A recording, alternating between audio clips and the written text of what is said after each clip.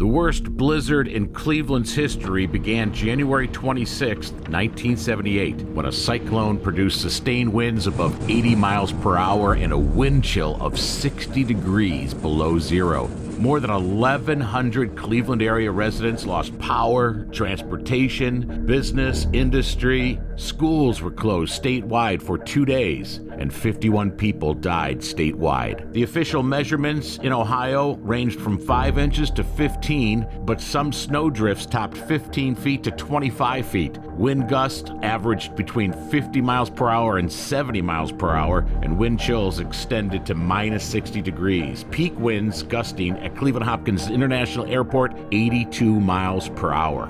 How about you? Do you have a memory of the 1978 Cleveland blizzard? Leave comments below.